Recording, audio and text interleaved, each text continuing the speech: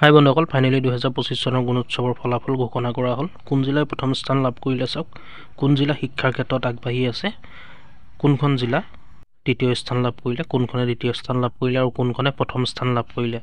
আপোনালোকে ভিডিঅ'টোত সকলোখিনি কথা গম পাব।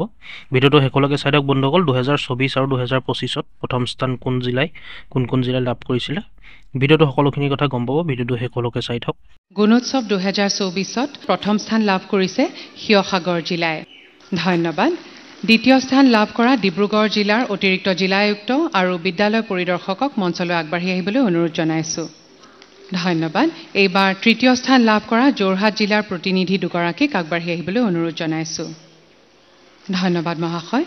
গুণোৎসৱ 2025লৈ স্বচ্ছভাৱে আৰু নিয়াৰিকৈ সুকলমে গুণোৎসৱ 2025 অনুষ্ঠিত কৰাৰ ক্ষেত্ৰত প্ৰথম স্থান লাভ কৰিছে গোলাঘাট জিলাই। ধন্যবাদ। এইবাৰ দ্বিতীয় স্থান লাভ কৰা কামৰূপ মহানগৰ জিলাৰ অতিৰিক্ত জিলা আয়ুক্ত আৰু বিদ্যালয় পৰিদৰ্শকক মঞ্চত আগবাঢ়ি আহিবলৈ অনুৰোধ জনাইছোঁ। ধন্যবাদ। এইবাৰ এই শিতানত তৃতীয় স্থান লাভ কৰা যোৰহাট জিলাৰ প্ৰতিনিধি দুগৰাকীক মঞ্চলৈ আগবাঢ়ি আহিবলৈ অনুৰোধ জনাইছোঁ। ধন্যবাদ। এইবাৰ অৰ্থাৎ 2025 বৰ্ষৰ গুণোৎসৱত বিদ্যালয়ৰ শিক্ষাৰ্থীৰ সমবেশৰ মূল্যায়ন কৰা হয়। বহিঃমূল্যায়কে দিয়া তথ্যৰ ভিত্তিত 3খন জিলাক গুণগত মানসম্পন্ন সমবেশ প্ৰদান কৰাৰ বাবে সম্বৰ্ধনা জনোৱা হ'ব।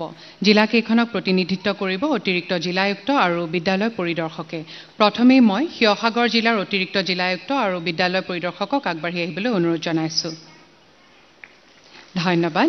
এইবাৰ মাজুলী জিলাৰ অতিৰিক্ত জিলা আয়ুক্ত আৰু বিদ্যালয় পৰিদৰ্শকক আগবাঢ়ি আহিবলৈ অনুৰোধ জনাইছোঁ। ধন্যবাদ।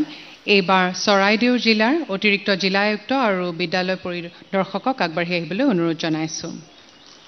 ধন্যবাদ।